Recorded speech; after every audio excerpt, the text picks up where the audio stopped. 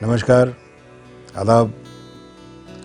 मेरा नाम रज़ा अली ख़ान है और मैं कसूर घराने से ताल्लुक़ रखता हूँ।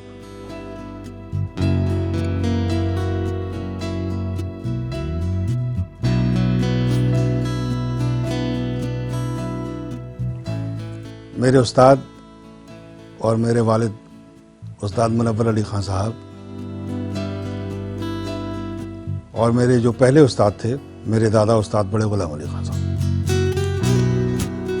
तो संगीत की जो तालीम है या शिक्षा कह लें वो इन दोनों से ही हासिल हुई मुझे। और ये कि जब मैं बहुत छोटा था यानी तकरीबन 3-4 साल का था तब से मेरी ये तालीम संगीत की जो सफ़र है संगीत का ये शुरू हुआ और होने के बाद आज तक जारी है और आपकी दुआओं से उम्मीद करता हूँ कि आइंदा भी जारी रहेगा।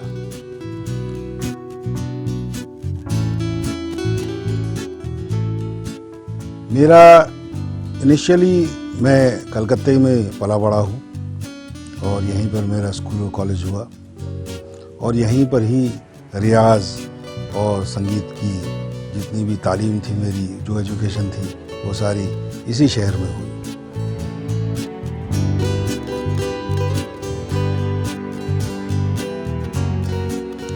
इसके बाद में फिर मैं मुख्तलिफ हिंदुस्तान के जो शहर हैं, बॉम्बे वहाँ कई साल रहा, दिल्ली में भी रहा, हैदराबाद में भी रहा, लेकिन मेरा शहर अगर मैं कहूँ तो वो कलकत्ता ही है। मेरा ख़ानदान जो है वो कसूर घराने का है। कसूर छोटा ग्वालियर कहलाया जाता है। छोटा ग्वालियर इसलिए क्योंकि ये सब ग्वालियर घराने के शागिर्द थे और ये प्रथा जो है ये हमारे यहाँ की जो रिवायत है ये बहुत पुरानी है। बाबा बुल्ले शाह का जहाँ मज़ार है वहीं मेरी जद फाजल पीरदाद उस्ताद फाजल पीरदाद वहीं दफन है उसी हाते में और बिल्कुल उस मज़ार के बिल्कुल सामने ही हमारी हवेली हुआ करती थी कोट बदरुद्दीन में, कसूर में। और वहाँ से ये सफ़र हमारे बुज़ुर्गों का चला। उस वक़्त हिंदुस्तान, ज़ाहिर हिंदुस्तान था, तो ये सारे हिस्से जिनकी मैं जिक्र कर रहा हूँ पंजाब के, ये सारे हिंदुस्तान में थे। बाद में पार्टीशन और तक़सीम के बाद वो पाकिस्तान में चले गए। लेकिन वहीं से मेरे दादा 1930 में बंगाल आए। उससे पहले मेरे परदादा अली बख्श खां और काले खां साहब, ये बंगाल में काफ़ी इन्होंने अपना नाम पैदा किया था, ख़ास तौर से मेमन सिंह में। काले खां साहब बहुत रहे और उन्होंने बड़ा गाया, कलकत्ते में भी रहे और काफ़ी यहाँ पर उनकी शोहरत पूरे हिंदुस्तान में पहुँची। उसी तरह से 1933 में ऑल बंगाल कॉन्फ्रेंस में यहाँ बड़े गुलाम अली खां साहब कलकत्ते में पहली दफ़ा गाए और वो राग केदारा गाए। और उस दिन जो उन्होंने गाना गाया तो उससे वो राग केदारा जो है वो केदारा कॉन्फ्रेंस के नाम से आज भी मशहूर है। और उसके बाद में बड़े गुलाम अली खां साहब ने अपनी मोहर अपने गाने की इस शहर में ही बल्कि पूरे हिंदुस्तान में लगा दी। और ये सिलसिला उसके बाद मेरे वालिद मुनव्वर अली खां साहब उन्होंने गाया, यहाँ पर गाया। उन्होंने अपनी शुरुआत भी 1957 में सदरंग में की, सदरंग म्यूज़िक कॉन्फ्रेंस में। और उसी तरह से फिर मैंने कलकत्ते ही में 1977 में ईडन गार्डन्स यूथ फेस्टिवल में मेरा पहला प्रोग्राम हुआ। बस इसी तरह से संगीत की सेवा हम लोग करते आए हैं। एक बड़े बरगद के पेड़ के नीचे किसी और पेड़ का पैदा होना बड़ा मुश्किल है, लेकिन ये मिसाल को मेरे वालिद ने बहुत खूबी लोगों को बताया कि नहीं, वहाँ भी हो सकता है। तो उन्होंने भी अपने आप को ऐसा इस्टेब्लिश किया, बड़े गुलाम अली खां साहब के इतने नाम होने के बावजूद उनके साथ में भी गाए और खूब गाए। और उसी तरह से ये सिलसिला फिर मेरे पर आया। मेरे से भी बड़ी एक्सपेक्टेशन थी लोगों की, बड़ी उम्मीदें थी, लेकिन और ये कि उन उम्मीदों पे पूरा उतरना एक बहुत मुश्किल काम है, नामुमकिन काम है, लेकिन उस नामुमकिन को मैंने मुमकिन बनाया।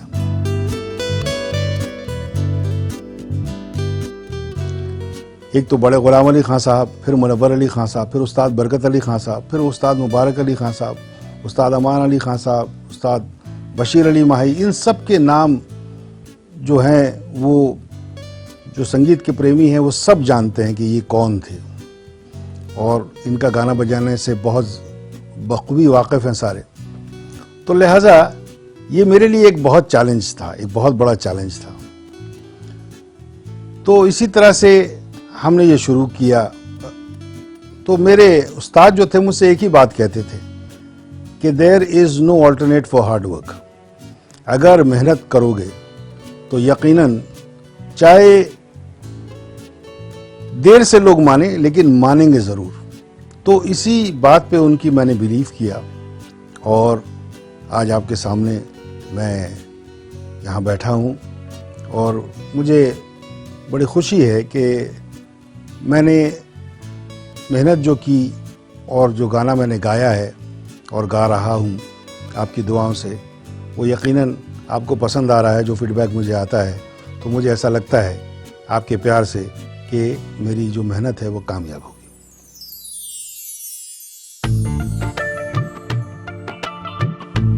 मेरे बचपने में मेरे दादा, जो मेरी वालदा मुझे बताती हैं, मेरी माँ जो मुझे बताती हैं कि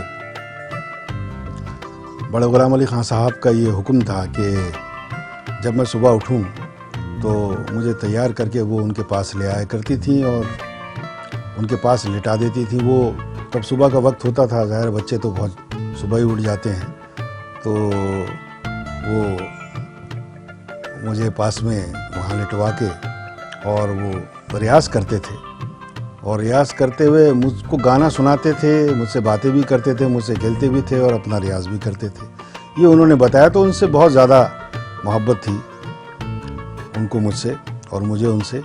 और वो मुझे पंजाबी में भाई बुलाते थे, यानी भाइयों मियाँ बुलाते थे मुझे, मियाँ भी और भाई भी एक साथ मिलाते थे। और इसी तरह से जब मैं ज़रा सा बड़ा, जब मैं बातें करने लगा तो मुझे कोई भी बंदिश याद करने के लिए वो लालच देते थे कि भाई ये खिलौना मैं तुम्हें ख़रीद दूंगा अगर तुमने ये सरगम ज़रा कर दो, ये पलटा ज़रा याद कर लो, या ये बंदिश याद कर लो। और इसी तरह से, और मैं उनका एक तख़त होता था, उस तख़त पे वो बैठते थे तो मैं खड़े होकर गाता था क्योंकि मुझे भागने की जल्दी होती थी। तो बहरहाल मैं वहाँ खड़े खड़े गाता था और मुझसे कहते थे हाँ भाई वादा है, और जब वो वादा पूरा नहीं करते थे तो मैं उनसे लड़ता भी था काफ़ी। तो बहरहाल इसी तरह से कई ऐसी बातें हैं मुझे अच्छी तरह से याद है, लेकिन फिर वक्त रहा तो ज़रूर बताएंगे।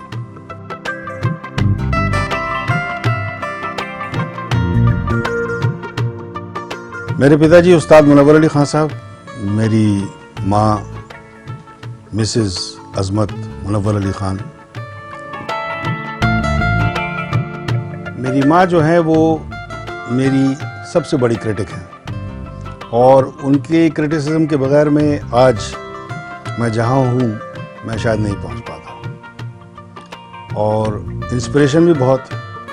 मुझे याद है कि अगर कभी मेरा जी नहीं चाह रहा होता था तो मुझे वो बहुत इंस्पायर करते थे रियाज़ करने पे। बहुत दफ़ा ऐसा भी हुआ कि मैंने कहा यार मेरी आज तबीयत ठीक नहीं तो आज मैं प्रोग्राम पे नहीं जाऊँगा, लेकिन वो ऐसी 2-3 बातें कह देती थी कि जिससे मेरा जी जो है वो फिर से बड़ा इंस्पायर्ड हो जाता था, और मैं चाहे कैसी भी मेरी तबीयत उस वक़्त हो, बुखार हो या कुछ भी हो, मैं जाके वो प्रोग्राम करता था।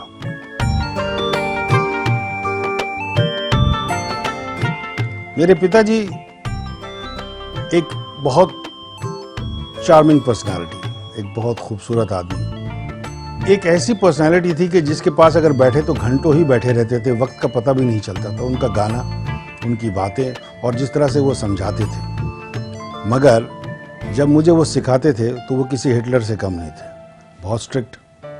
और जाहिर है कि वो जिस तरह से उन्होंने वो जो स्ट्रिक्टनेस उनकी थी, उस वजह से मुझ में एक्सेल करने की जो ये क्वालिटी थी ये उन्होंने जगाई।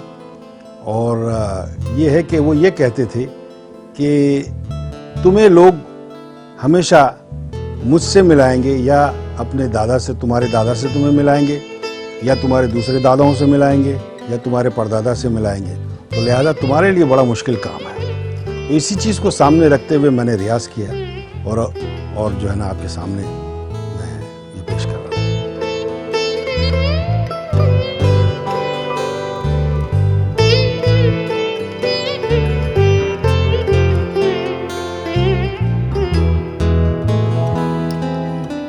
मैंने अपने दादा को एक दफ़ा ही सुना था प्रोग्राम में, रविंद्र सदन में उनका आखिरी प्रोग्राम जो था 1967 में, वो मुझे थोड़ा सा हल्का हल्का सा याद है। तो मैं अपनी दादी के साथ बैठ के, मेरी वालदा और मेरी दादी के बीच में मैं बैठा हुआ था और मैंने सुना। वो मुझे थोड़ा सा ख्वाब की तरह याद है, लेकिन वो कोई ऐसा इम्पैक्ट उसका नहीं है। याद तो है मुझे कि मैंने देखा उनको गाते हुए दोनों को, लेकिन जब मैंने अपने पिताजी को देखा है, जब मेरी उम्र 7-8 साल की थी, उनको गाते हुए देख के वो इतने खूबसूरत लगते थे, और मुझे ऐसा लगा कि भाई मुझे ऐसा ही एक आर्टिस्ट बनना है, और इसी तरह से गाने की तरफ मैं खिंचा चला है।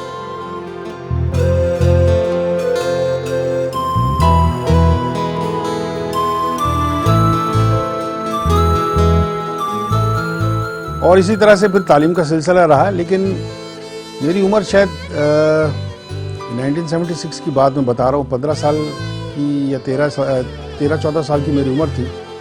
तो एक महफिल में पथोलिया गट्टा स्ट्रीट में मनुमतुनाथ घोष के यहाँ पर हमारे पिताजी राग भोपाली गा रहे थे, और गाते गाते मुझसे अचानक कहा कि आवाज़ लगाओ, मेरे साथ गाओ। तो वो पहला मौका जो था मेरा उनके साथ गाने का वही हुआ।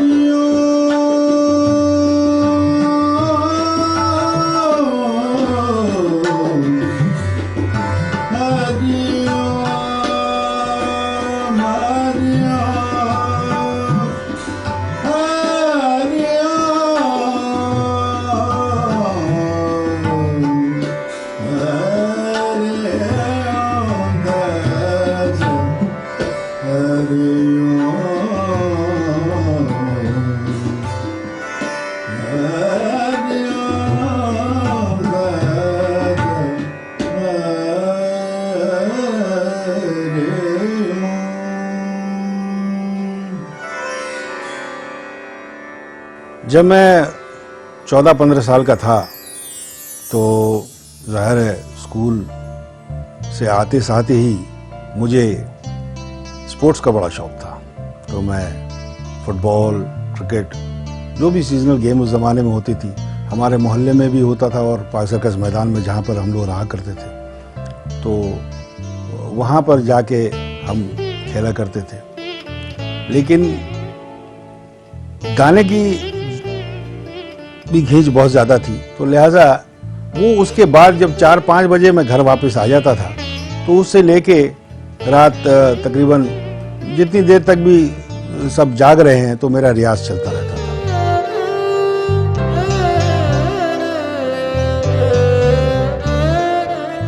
ये मेरा रूटीन था ज़्यादातर। और मुझे बहुत से म्यूजिशियंस जो थे उन्होंने बड़ा इंस्पायर किया। एक तो मुझे म्यूज़िक डायरेक्शन का बड़ा शौक़ था, तो सलील चौधरी साहब जो थे वो मेरी ज़िंदगी में एक बड़ा इम्पॉर्टेंट रोल उनका है।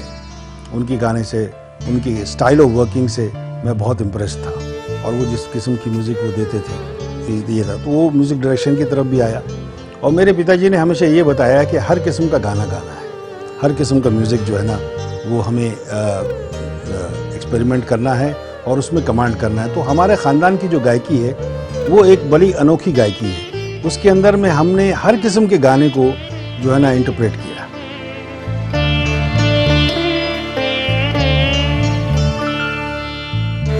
मेरे उस्ताद जी के साथ में तकरीबन 25 या 26 साल बिल्कुल उनके साथ बहुत वक्त गुजरा, और बाकी के जो 10-15 साल थे वो तो तकरीबन 24/7 ही उनके साथ में रहना होता था, क्योंकि वो मुझ पे बड़े डिपेंडेंट थे।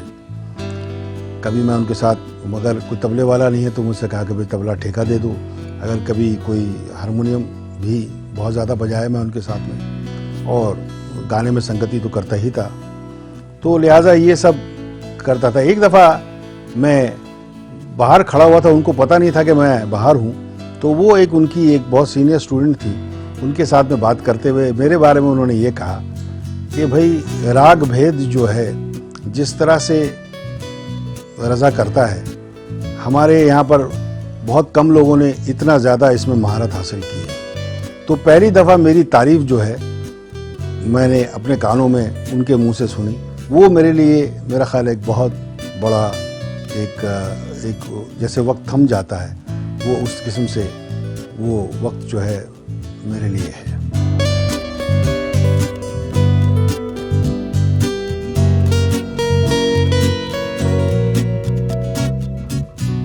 ज़िंदगी में सक्सेस का जो मकसद है मेरी नज़रिए में, वो ये है कि आप कितने कंटेंट हैं, और यही कामयाबी का सबसे बड़ा एक सबूत होता है मेरे नज़दीक। मैंने तकरीबन दुनिया के हर जगह, हर कोने कोने में गाना गाया, हर बहुत से मुल्क, ऐसे बहुत से कम मुल्क होंगे जिनको मैं ये बता सकता हूँ कि जहाँ मैं नहीं गया, और मैंने हर जगह अपना फ़न पेश किया, और हिंदुस्तान में भी हर जगह ही, हर बड़े सम्मेलन में सब जगह गाए।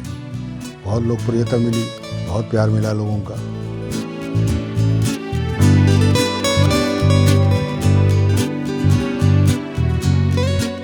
लेकिन हम कंटेंट इसलिए कि जब तक कि मेरा गाना मुझे अच्छा लगता रहेगा तब तक मैं सक्सेसफुल हूँ। और जहाँ तक नाकामयाब होने की बात है, तो ज़िंदगी में हर लम्हा मैं समझता हूँ कि आदमी नाकामयाब है, क्योंकि जो वो सोचता है वो कभी होता नहीं। तो मेरे नज़दीक ये कामयाबी और नाकामयाबी, यानी यही दो चीज़ें यही माने रखती हैं।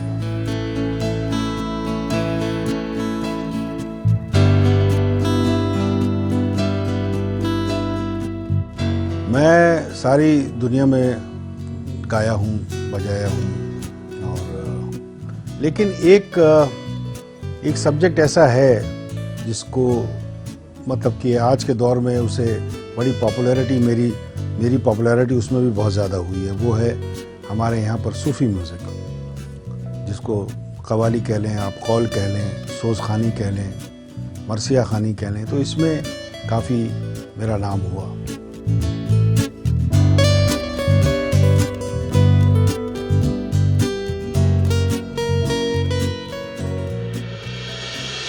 जब मेरे पिताजी का देहांत हो गया, इंतकाल जब हुआ उनका, तो उसके बाद में मैं लाहौर गया हमारे आबाई मकान में वहाँ पर, और उसके बाद में लोगों ने वहाँ पर जो है कि ये अफसोस करने आए, सब जितने भी हमारे रिश्तेदार थे, दोस्त थे, शागिर्द थे, सब आए, और आके उन्होंने ये 89-90 की बात है, तो आके उन्होंने सब ने अफसोस जाहिर किया कि अब कौन गाएगा, और यहाँ अब तो ये कसूर के ख़ानदान में जो है ना गाना ख़त्म हो गया।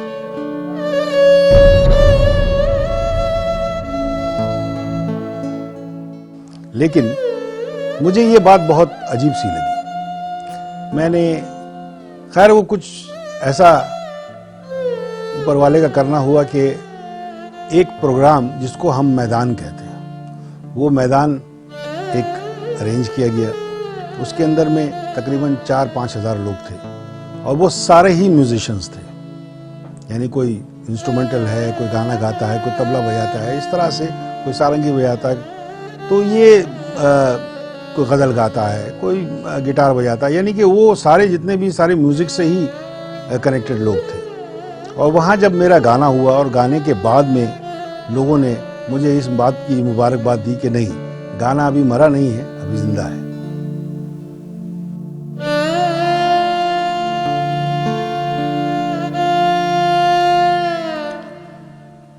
जैसे कि हम लोगों ने सीखा अपने बुजुर्गों से, तो ये नहीं सोचा था कि वो टाइम फ्रेम है कि इतने में मैं सीख लूँगा या इतने साल लगाऊंगा तो ऐसा हो जाएगा, ऐसा नहीं था।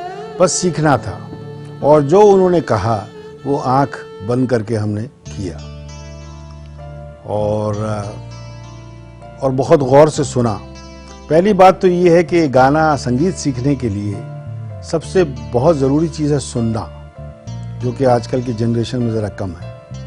और क्योंकि आजकल डाउनलोडिंग का एक फैशन है, हर चीज़ डाउनलोड हो जाती है, तो गाना भी डाउनलोड हो जाए, तालीम भी उसकी डाउनलोड हो जाए, कुछ इस तरह से आजकल के लड़कियों का जहन है। लेकिन ऐसा नहीं है, सीरियस लोग भी हैं बहुत ज़्यादा, बहुत से लड़कियां मुझसे जो सीखते हैं बहुत सीरियस हैं और बहुत पेशेंस से वो अपना रियाज कर रहे हैं और सीख रहे हैं। हमें बहुत गौर से सुनते हैं और जिन को हम रिकमेंड करते हैं उन्हें भी बहुत गौर से सुनते हैं, इम्बाइब करने की कोशिश करते हैं, अपने अंदर उतारने की कोशिश कर रहे हैं हमारा अंग। तो ये एक बड़ी अच्छी बात है।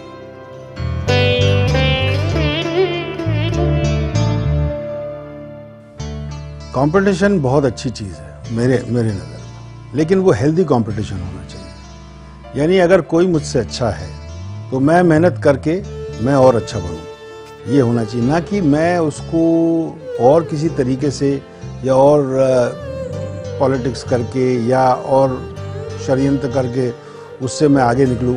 ये गलत बात है। कंपटीशन होना बहुत ज़रूरी है और हमेशा से म्यूज़िक में कंपटीशन था, जिसकी वजह से अच्छे आर्टिस्ट अपने आप को खोज पाए।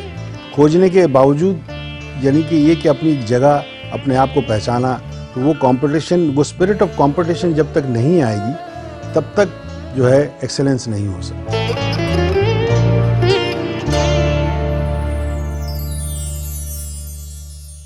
वैसे तो मेरे कई हज़ार स्टूडेंट रहे हैं और सीखते रहे हैं, सीख भी रहे हैं, लेकिन कुछ स्टूडेंट्स जो हैं वाकई याद रहने वाले होते हैं, हमेशा उन्हें हम भूल नहीं पाते। और ज़ाहिर है कैसे भूलेंगे, वो भी आज तक मेरे साथ में जुड़े हुए हैं। वो एक तो मेरी शागिर्द है रोनिता दे, वो काफ़ी अच्छा गा रही है और मुझे बड़ी खुशी होती है जब मैं किसी और से उसके बारे में सुनता हूँ। और दूसरी हैं शोमी मजुमदार, वो भी बहुत अच्छा गा रही हैं, बड़ी मेहनत कर रही हैं और मुझे उम्मीद है कि वो भी बहुत आपके सामने, आप लोगों के सामने खूब गाएंगी और आपका आशीर्वाद और आपका प्यार मिलेगा उसे। और तीसरी शागिर्द मेरी है रोशनी सरकार, वो भी बहुत अच्छा गा रही है। मैं आज के जो एस्पायरिंग सिंगर्स हैं या जो आज गाना सीखना चाहते हैं, ख़ास तौर से शास्त्रीय संगीत जो सीखना चाहते हैं, उनके लिए मैं यही कहूँगा कि ये एक बहुत लंबी साधना का एक सफ़र है।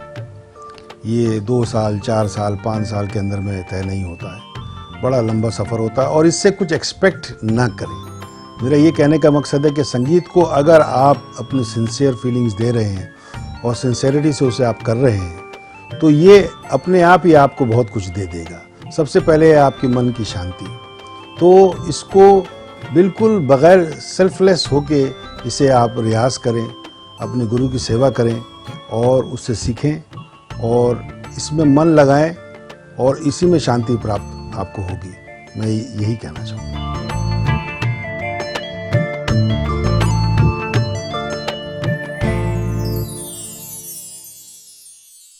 अगर 3 चीज़ खुदा मुझसे ये कहे कि तुम्हें क्या चाहिए, तो सबसे पहली बात ये है कि मैं उसे ये कहूँ कि मेरी जितने दिन भी मैं ज़िंदा हूँ मेरी आवाज़ जो है वो चलती ही रहनी चाहिए और मैं गाता रहूं और मैं गाऊं और अपने आप को महसूस करूं, अपने आप को खुश करूं। ये एक चीज़ हो। और दूसरी बात ये कि जितने भी मेरे शागिर्द हैं, जितने भी लोगों को मैंने सिखाया है वो बहुत अच्छा गाएं और जो मैं चाहता हूं वो कर पाएं। और हमारी जनरेशन्स में, आने के जनरेशन्स में ये सुर जो हमारे ख़ानदान में जो कई जनरेशन से है, तकरीबन मुझे याद भी नहीं है, कोई 20, 25, 30 जनरेशन से ये जो सिलसिला चलते आ रहा है ये, और जब तक के ये दुनिया है तब तक ये चलता रहा है।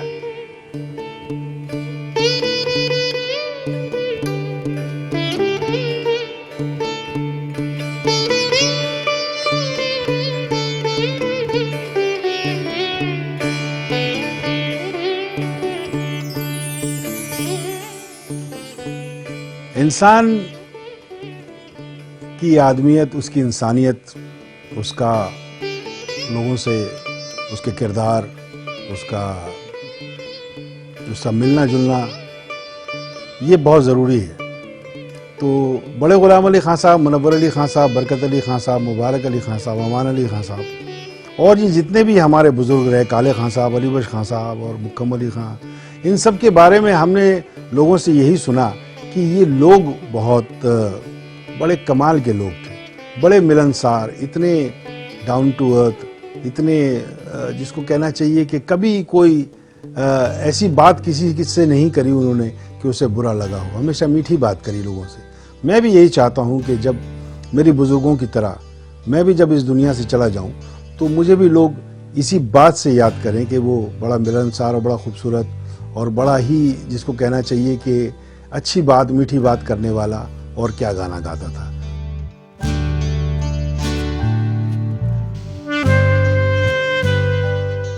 बस ये बात से अगर वो मुझे याद करें तो मेरा जीवन, मेरा ख्याल है कि कामयाब है।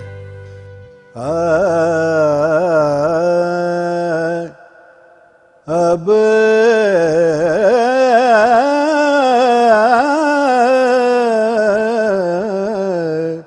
तो जाने नहीं दूंगे ए बलमा जा